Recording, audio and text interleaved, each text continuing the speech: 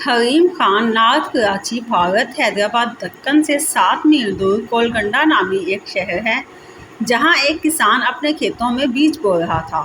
صبح کا وقت تھا۔ علاقے کا نواب سیر کرتا ہوا وہاں سے گزرا۔ کسان کو محنت سے کام کرتے ہوئے دیکھ کر نواب نے سوچا کہ کسان سے اس کی خیریت دریافت کرنی چاہیے۔ وہ گھوڑے سے اترا اور کھیت کے کنارے پہنچ کر کسان سے پوچھا، کیوں بھائی، کھیتی باڑی میں تم اس قدر محنت کرتے ہو، کتنا کچھ کما لیتے ہو، کچھ فائدہ بھی ہوتا ہے یا نہیں؟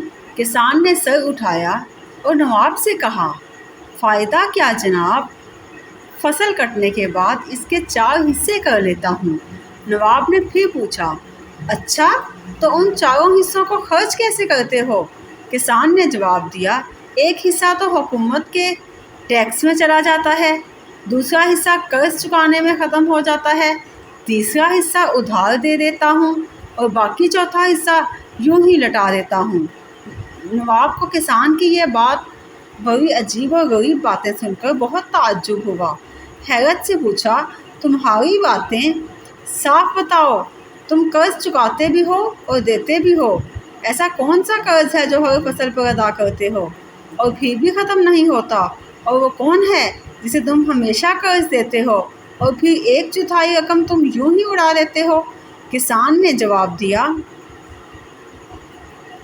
جناب، بات دراصل یہ ہے کہ میرے والد نے ایک ساہوکار سے رقم ادھار لی تھی۔ والد کے مرنے کے بعد اس کا سود بھی ادا کرتا ہوں۔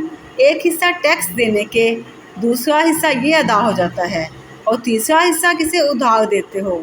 نواب نے پوچھا۔ کسان نے کہا، یہ میں اپنے 2 لڑکوں پر خرچ کرتا ہوں تاکہ بڑھاپے میں وہ مجھ پر خرچ کریں۔ نواب نے پوچھا، اور یہ ایک حصہ فضول کیوں اڑاتے ہو؟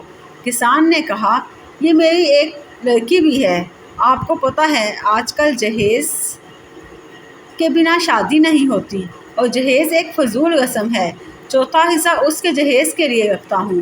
میری نظر میں یہ رقم لٹانا ہی ہوا ہے۔ نواب کی اس کی مدلل گفتگو سے بہت متاثر ہوا اور ایک بڑی رقم اسے انعام کے طور پر دے کر رخصت ہو گیا۔